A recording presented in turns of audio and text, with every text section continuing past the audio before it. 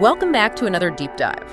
We know you're curious about finding knowledge efficiently, and today, well, we've got a really fascinating one. We certainly do.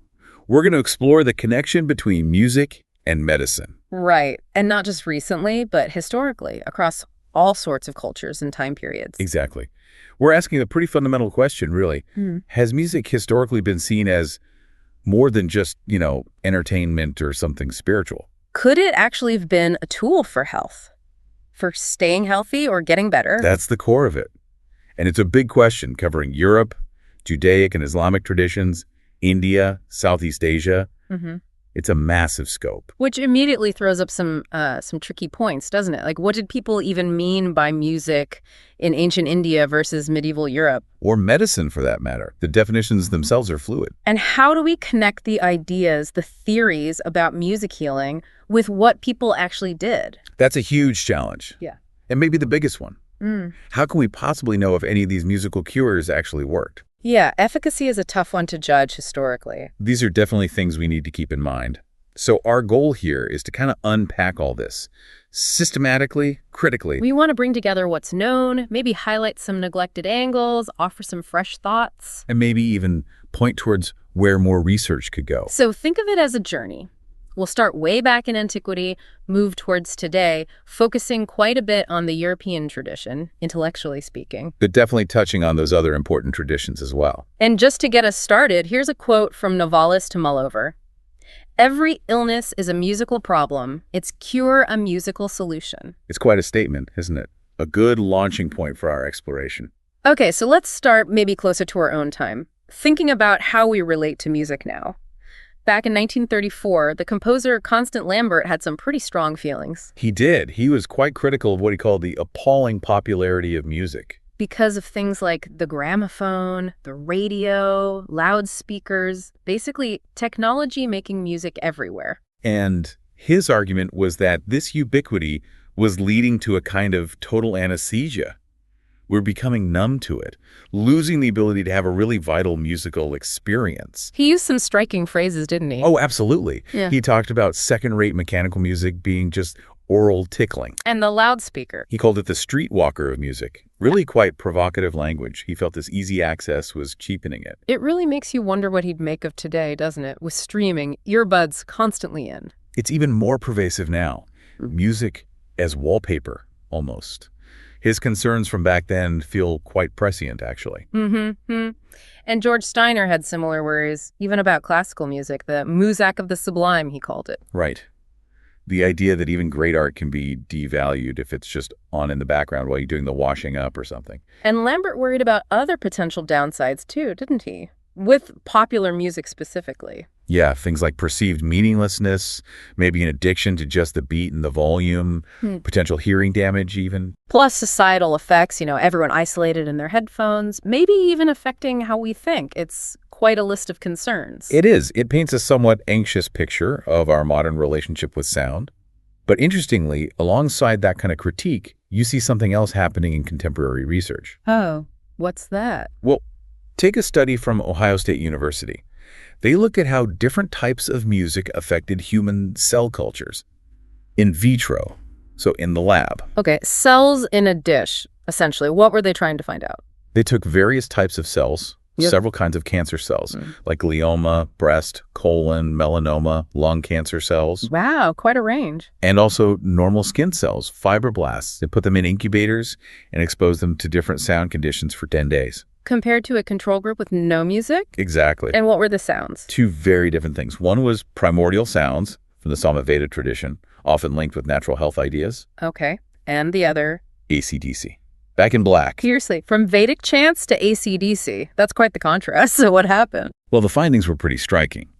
The primordial sound significantly decreased the average growth across the cancer cell lines. Decreased growth compared to no music. Yes.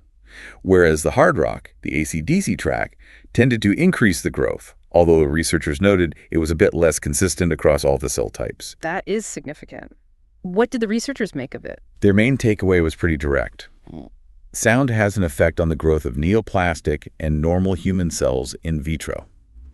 Basically, sound matters at a cellular level.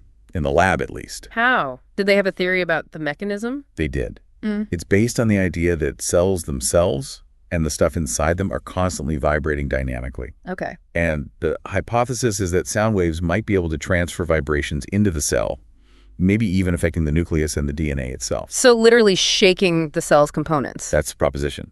They suggested the summa veda, with its lower frequencies and regular rhythm, might help restore sort of normal DNA vibrations. While the hard rock. With its higher frequencies and irregular rhythm, might disrupt those normal vibrations. It's a hypothesis, of course. And this study came out of the complementary medicine world. That's right. It was published in a journal called Alternative Therapies in Clinical Practice and got funding from a foundation linked to traditional Indian medicine. So that context is relevant. It makes me think, are there other studies suggesting sound effects, living things? I seem to remember something about plants. Yes, exactly. This Ohio study isn't completely out of the blue. The paper itself mentioned others. An Indian study reported plants growing more vigorously with Nadeshwaram music. Right. And a U.S. study by someone named Hicks found corn yields went up when they played continuous low notes. Corn yields! That's wild. And then there's the quite famous Red-a-Lac study. Plants apparently grew towards speakers playing Ravi Shankar or Bach. But away from acid rock? That's what was reported, yes. Growing away, looking less healthy. It suggests a broader biological responsiveness to sound, maybe. So this idea of music having a real physical healing capacity, it's not just wishful thinking for some people. Well, proponents would point to research like the Ohio study, the plant studies, alongside clinical observations in music therapy as suggesting something deeper is going on. Which brings us to what was termed the heterodox interest in music's healing power. What does that encompass? Heterodox here points to approaches outside the mainstream medical or psychological establishment. Often things labeled New Age, parascientific, esoteric, frequently involving a spiritual dimension, but not necessarily tied to one religion. So moving beyond just lifting your mood temporarily. Definitely. Think of someone like Luciano Pavarotti. He apparently viewed his singing as therapeutic, not just for the audience, but for himself, connecting his own state to some larger cosmic order. And you see similar ideas in other genres, too. Sure, rock musicians talking about their art having restorative qualities, and it fuels a whole market, doesn't it? Oh, yeah. You see CDs, websites, all promising music for tranquility, healing, stress relief. Absolutely. Claims like creating a tranquil, meditative environment, promoting renewal and well-being. Albums titled Music for Healing, Stress Busters, that kind of thing. And the music itself is often a real mix. Gregorian chant next to, I don't know, whale sounds or synthesizers. It's very eclectic. You might find Debussy and Schubert recommended alongside Aretha Franklin or Crosby, Stills, Nash and Young, all under the banner of healing or spiritual journeying. Sometimes with very specific claims like Echoes of Ages for relaxing in the bath. Or even suggesting medieval hymns, the Cantigas de Santa Maria, as a cure for the ills of modernity. You can get quite specific. And then there are more structured practices like the School of Music Thanatology. Right. They use live voice and harp music for people who are dying. They say they draw inspiration from 11th century French monastic medicine. Inspiration? Does that mean it's a direct continuation of medieval practice? Well, that's where it gets nuanced. Medieval monastic rituals around death were certainly important. But whether they involve music prescribed specifically as a medical therapy in the way this school practices, that's debatable. It might be more of a symbolic link. Okay, so the historical claim might be a bit simplified. It often is when looking back that far. It highlights the challenge. I mean, there was even a BBC radio piece, admittedly on April Fool's Day, talking about everyone having a personal health tone linked to the walls of Jericho. Right, blurring the lines a bit there. But it all points to this persistent, widespread interest in music having power beyond just entertainment. And it's not just in these heterodox corners, is it? Oliver Sacks's work really brought it into a more mainstream awareness. Hugely influential. Awakenings, his book about patients with post-encephalitic Parkinsonism. Remind us about the music aspect there. Well, these patients were often profoundly disabled, sometimes almost frozen, akinetic. Sacks found that music could act like a potent non-drug medication. It could literally bring patients out of their frozen states, get them moving, talking, interacting, at least while the music played. And conversely, it could calm patients who were agitated or having involuntary movements. I remember the story of the musician patient. Yes. Knew all of Chopin by heart, could mentally play pieces just by hearing the opus number. Remarkable. And the woman, Miss D. Right. She'd be either catatonic or agitated. But when she heard smooth, flowing legato music, she'd suddenly find ease, fluidity. Staccato music or percussion, though, had bizarre, often negative effects on her. It really shows how specific musical qualities can have different impacts. Absolutely. And that deep connection between music and the brain captured the public imagination again with Paul Robertson's TV series, Music in the Mind. I remember that. It explored the neuroscience behind our musical responses. Yes, and the reaction was huge. Thousands of letters. The series talked about the brain being musicalized, using these beautifully tuned systems. And suggested the musical system is really durable, right? Surviving even when other abilities fail. Exactly. Which led to suggesting music might be a therapeutic avenue when other things aren't working.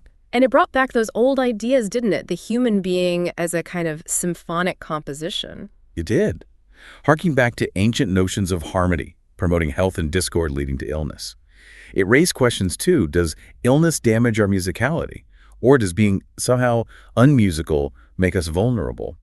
Sachs's patient felt unmusicked by her condition. So this isn't just fringe interest, it resonates widely. Definitely. And this public fascination connects to more formal clinical work.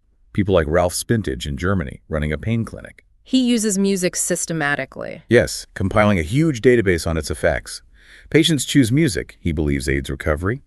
And David Aldrich, researching how to analyze why music therapy works. What's Aldrich's take? He sees life itself as having a structure similar to music, axomorphic with living, is the term he uses. And Spinner's clinic even uses music during operations. Yes, specially composed music before, during, and after surgery.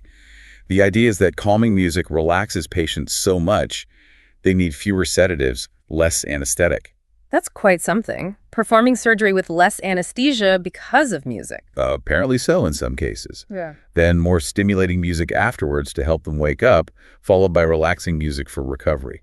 And the key seems to be rhythm, locking into our body's rhythms. That's a central idea, yes. Entrainment, getting the body's neurophysiological and biological rhythms to sync with the music.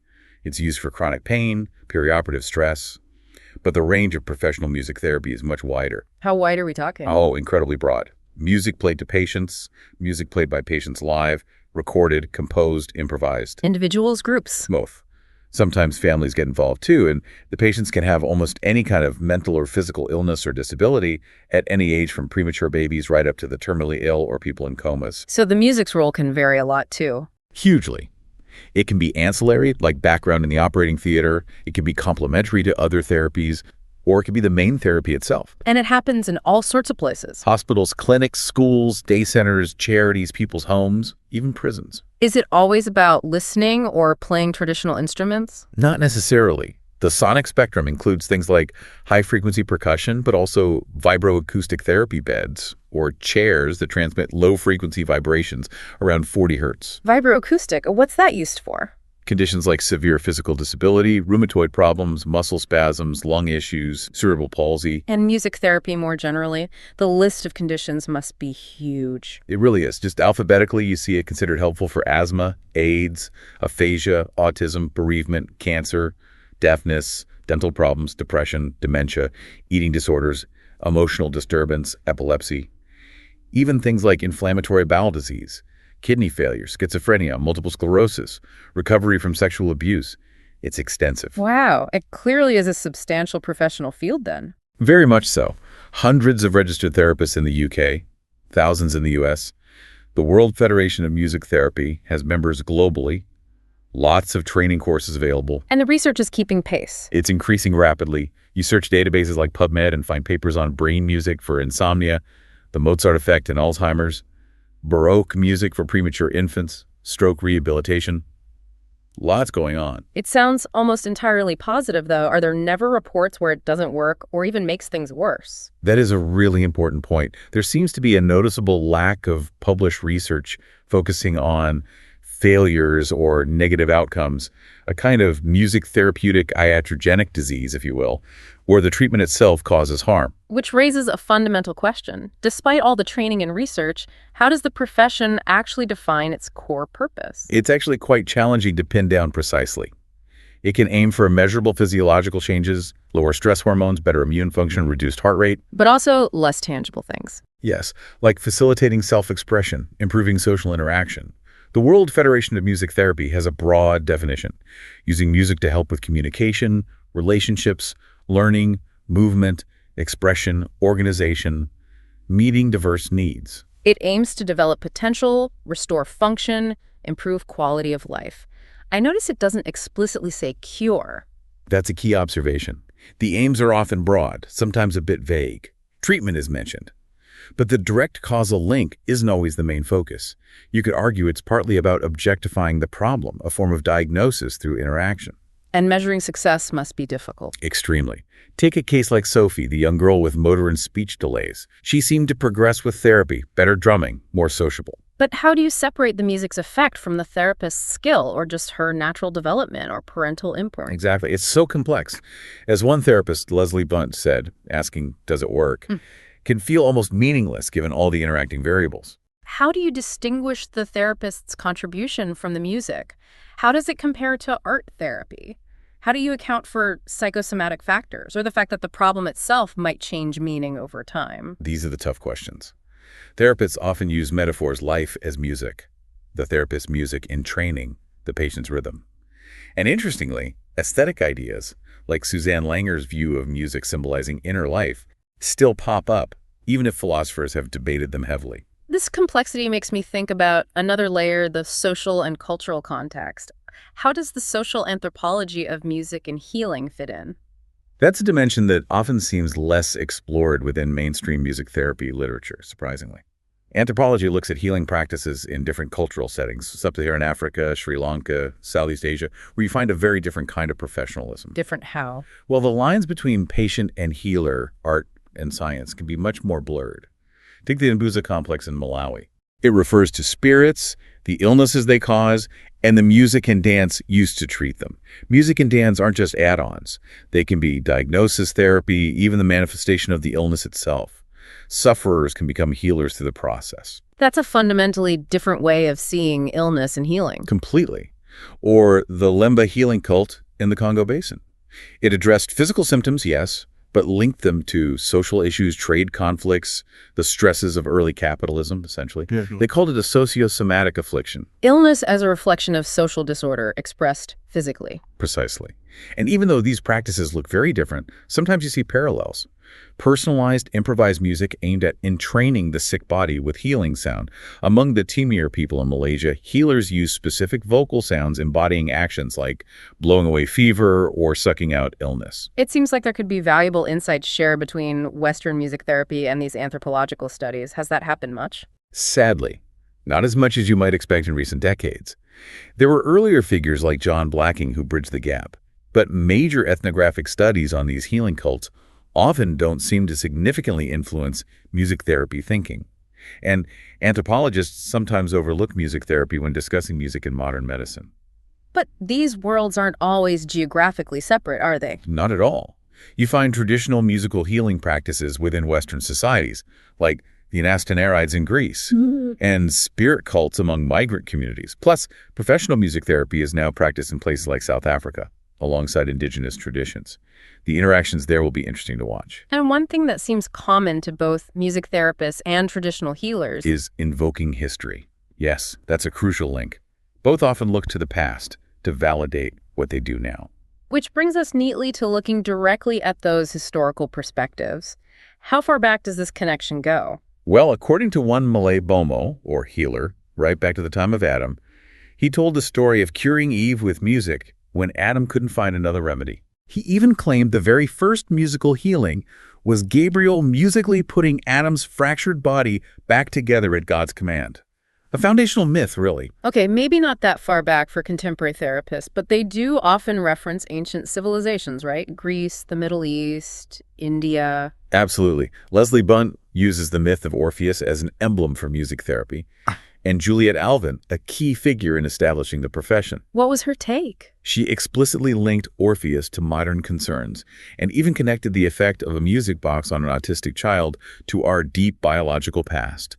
She constructed a whole historical narrative. A lineage. Yes, from primitive man through Pythagoras, Cassiodorus, Robert Burton, early modern physicians, all presented as part of a continuous thread. Including things like Tarantism, the medieval dancing manias. She saw that as part of the lineage leading to modern practice, yes. She'd present historical accounts almost like modern case studies, comparing David and Saul with Farinelli curing King Philip V, suggesting the core methods were timeless. Each of the approaches is valid today, she concluded. Exactly.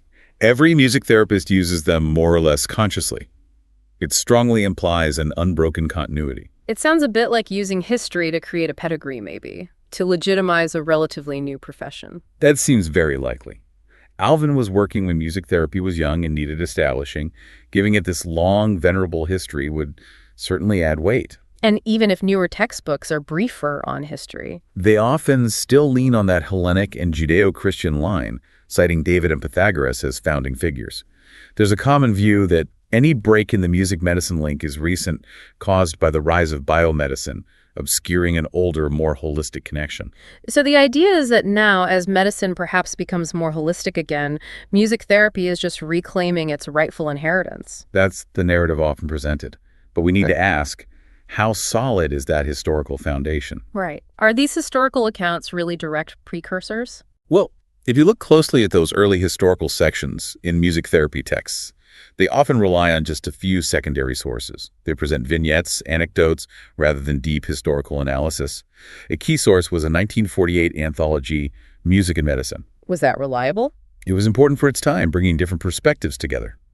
But it definitely reflects the thinking of 1948, some outdated views, gaps in coverage like the Middle Ages, and a strong focus on Western art music and dead European males, tracing that continuity line from Pythagoras onwards. So maybe not the most nuanced picture by today's standards. Probably not. And since then, there hasn't been a huge amount of major English language work on this specific history from musicologists or medical historians. Big reference works often give it scant attention. But there was a significant German work by Kummel. Yes, W.F. Kummel's Musik und Medizin from 1977, a really dense, scholarly work covering 800 to 1800, arguing strongly for the importance and continuity of musical healing in the pre-modern West. Based on a lot of sources. A huge range: music theory, medicine, philosophy, theology, literature, in Latin and vernacular languages. He really made the case that music was deeply integrated into the Western medical tradition, even in the Middle Ages. What kind of evidence did he find? Lots of examples. The theorist Tinctoris saying music heals the sick, citing earlier authorities. A 17th century Spanish physician noting musicians were routinely called for the seriously ill.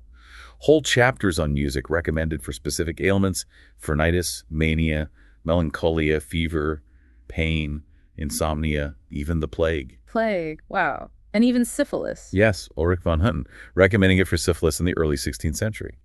Kummel argued the sheer range of conditions thought treatable by music back then mirrors the range explored by modern music therapy, including preventative roles too. It sounds like a very strong case for continuity then. It's definitely impressive documentation. But we need a critical eye here too. Kummel's focus was broad music and medicine, so it included things less central to healing, like using the pulse rhythm for diagnosis or music for entertainment at spas. Okay, so not all examples were direct therapeutic use. Right, and a lot of the evidence comes from theory, philosophy, literature, music treatises. It raises the question, was music's role in medicine more talked about than actually practiced extensively? Less evidence of actual clinical application? Comparatively less, yes. Pre-modern medical texts are often prescriptive. Here's what theory says you should do, rather than descriptive. Here's what I actually did with this patient. And organizing it by theme might make it seem more widespread. Potentially. If the same piece of evidence gets cited under fever and insomnia and melancholy, it can create an impression of greater prevalence than might have existed. What was the underlying theory behind these pre-modern ideas anyway? Musically, it was the idea of ethos, that different modes and rhythms have specific effects on the listener. Medically, it rested on the balance of the four humors, the idea that mental issues often had physical roots, and the mind influencing the body, that psychosomatic link. A balance system, essentially. Yes. And while ancient Greeks like Galen had these ideas, it was really Arab scholars in the Islamic Middle East who synthesized them, particularly through the concept of the non-naturals. The non-naturals. 6 factors believed to determine health: air, food, drink, exercise, rest, sleep, wake, evacuation, and significantly the passions of the soul. And where did music fit in? Under delight and joy, a way to manage the soul's passions, to counter negative, disease-causing emotions, and promote positive, health-giving ones. It was one tool within this broader regimen. One tool among several, like diet or exercise? Exactly. Take melancholy, for instance. Treatment involved managing all 6 non-naturals. Music might be recommended to lift spirits, but often alongside things like pleasant company or specific types of wine. It wasn't always front and center. Its prominence varied over time. It did. Arab scholars first really considered it for melancholy, but its inclusion in later medieval texts waxed and waned, and it seemed to drop off the map for major thinkers in the 18th and 19th centuries. So it wasn't necessarily a core part of formal medical training or practice. Not formally in the curriculum, no. Though educated physicians would likely know some music theory from their liberal arts background.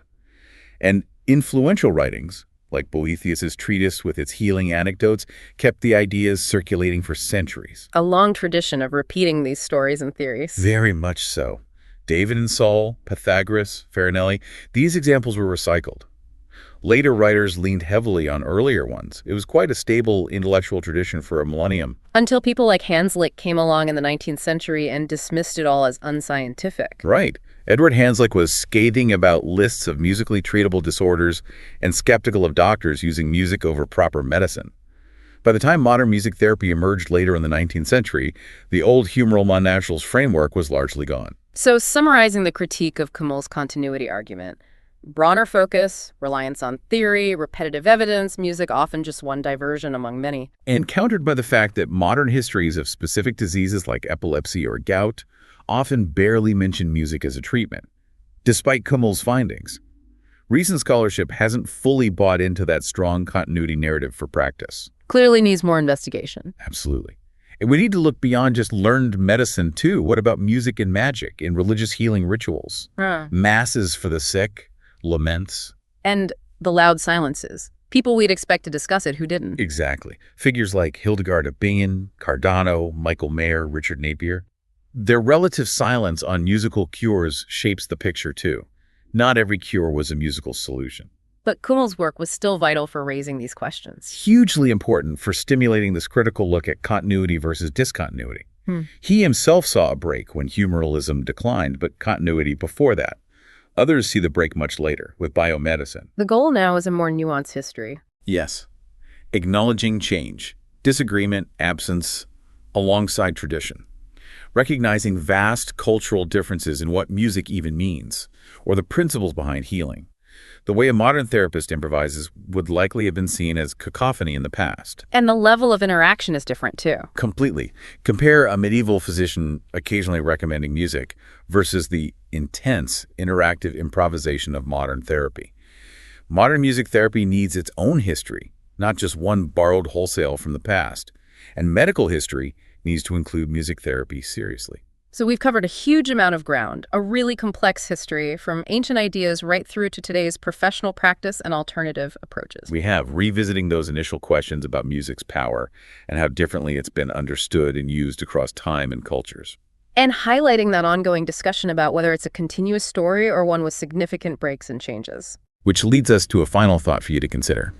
Looking across this vast landscape, what fundamental human experiences might actually link those ancient beliefs in music's healing power to what we see and practice today? Is there some underlying musical solution to aspects of the human condition that resonates across all that time and difference? Something to reflect on regarding your own relationship with music, perhaps beyond just simple enjoyment. Thank you for joining us for this deep dive.